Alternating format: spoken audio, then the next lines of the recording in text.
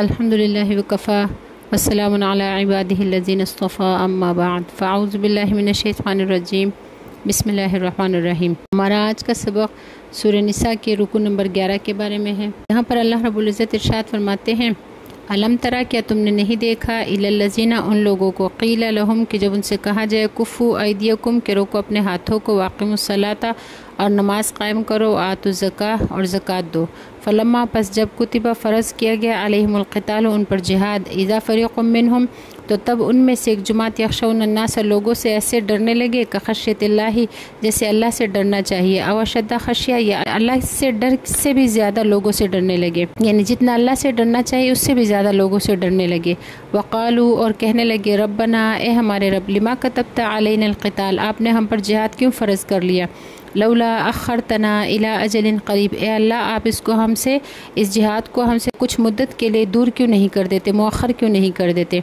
قل، فرما دیجئے نبی علیہ السلام ان لوگوں سے، متاع الدنیا قلیل، کہ دنیا کا سامان یا دنیا کا فائدہ بالکل تھوڑا ہے، والآخرۃ، اور آخرت، خیر، بہتر ہے، لمن، اس شخص کے لیے، اتقی، جو اللہ سے ڈرے، ولا تظلمون فتیلا، اور تم پر ایک دھاگے کے برابر بھی ظلم نہیں کیا جائے گا۔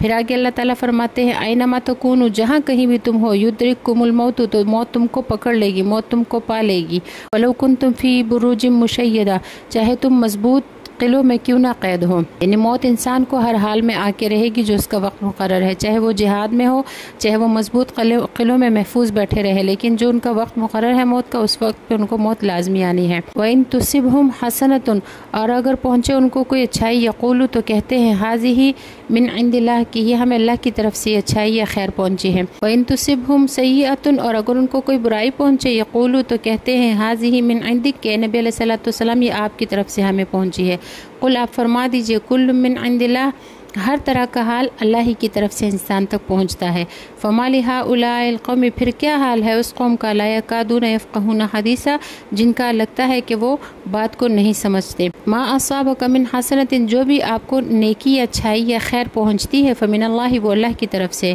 وما اصابک من سیئۃ، اور جو بھی تکلیف آپ کو پہنچے، فمن نفسک، وہ آپ کے اپنے اعمال کی وجہ سے ہے۔ وارسلناک، اور نبی علیہ السلام ہم نے آپ کو بھیجا ہے، للناس، لوگوں کے لیے، رسول بنا کر، وکفی باللہ شہید، اور کافی ہے اللہ تعالیٰ گواہ۔ من یطیع الرسول، جس نے رسول کی تابعداری کی، فقد اطاع اللہ، یقیناً اس نے اللہ کی تابعداری کی۔ ومن تولا، اور جس نے منہ موڑا، فما ارسلناک، تو اے نبی علیہ السلام ہم نے آپ کو نہیں بھیجا، علیہم، ان لوگوں پر، حفیظا، نگہبان بنا کر۔ ویقولون، اور یہ لوگ کہتے ہیں، طاعۃ، کہ ہم آپ کی تابعداری کرتے ہیں، فاذا برزوا، لیکن جب یہ الگ ہوتے ہیں، من عندک، آپ کے پاس سے، بیتا، تو مشورے کرتی ہے، طائفۃ، ایک جماعت، منہم، ان میں سے، غیر الذی، ان باتوں کے علاوہ، تقول، جو باتیں آپ نے ان سے کہی ہوتی اس کے علاوہ اور مشورے کرتے ہیں۔ واللہ، اللہ تعالیٰ، یکتب، لکھتا ہے، ما یبیتون، جو مشورے وہ کرتے ہیں۔ فاعرض عنہم، پس ان سے اعراض کیجیے، وتوکل علی اللہ، اور اللہ پر توکل کیجیے، وکفی باللہ وکیلا، اور کافی ہے اللہ تعالیٰ کارساز۔ افلا یتدبرون القرآن، یہ لوگ قرآن میں غور و فکر کیوں نہیں کرتے، ولو کان من عند غیر اللہ،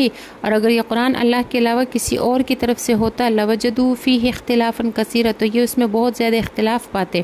فاذا جاءہم امر من الامن او الخوف، پھر اگر آئے ان کے پاس کوئی بات امن کی یا خوف کی، اذاعوا بہ، تو اس کو پھیلا دیتے ہیں، ولو ردوہ الی الرسول، اور اگر وہ اس بات کو یا اس خبر کو لے کے جاتے اپنے رسول کی طرف، الی اولی الامر منہم، یا ان میں سے جو ان کے حاکم ہے، علم والے ہیں، ان کے پاس لے کے جاتے، لعلمہ الذین، تو اس کی معلومات کرتے، الذین، وہ لوگ، یستنبطونہ منہم، جو ان میں سے استنباط کرنے والے ہیں، جو بات کی گہرائی تک پہنچنے والے ہیں۔ ولولا فضل اللہ علیکم، اور اگر اللہ کا فضل نہ ہوتا تم پر، ورحمتہ، اور اللہ کی رحمت نہ ہوتی، لاتبعتم الشیطان، تو تم شیطان کی تابعداری کرتے، الا قلیلا، مگر تھوڑے لوگ تم میں سے بچتے۔ فقاتل، پس قتال کیجئے، فی سبیل اللہ، اللہ کے راستے میں، لا تکلفوا، آپ کو مکلف نہیں بنایا گیا، الا نفسک، مگر صرف اپنے آپ کا، وحرض المؤمنین، اے نبی علیہ السلام مومنوں میں جہاد کا شوق پیدا کیجئے، عسى اللہ، شاید کہ اللہ تعالیٰ، ان یکف، دور کر دے، باس الذین کفروا، کافروں کی تکلیف کو، واللہ، اللہ تعالیٰ، اشد باسا،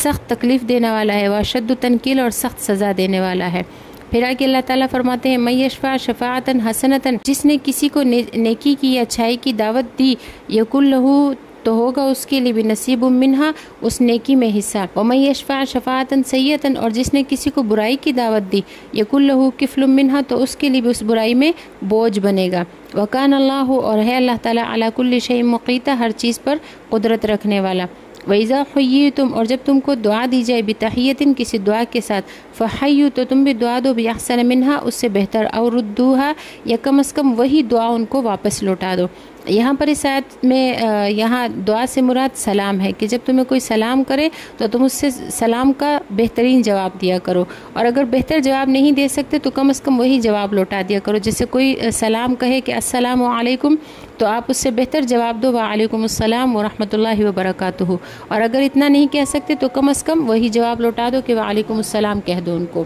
ان اللہ بے شک اللہ تعالیٰ کان ہے علی کل شیء حسیبا ہر چیز کا حساب کرنے والا. اللہ تعالیٰ ہے لا الہ نہیں ہے کوئی معبود الا ہو سوا اس اللہ کے. لیجمعنکم ضرور تم کو جمع کرے گا الی یوم القیامت قیامت کے دن میں لا ریب فیہ جس کے آنے میں کوئی شک نہیں. ومن اصدق اور کون سچا ہے من اللہ اللہ تعالیٰ سے حدیث بات میں. صدق اللہ العظیم صدق رسولہ النبی الکریم. السلام علیکم ورحمۃ اللہ وبرکاتہ.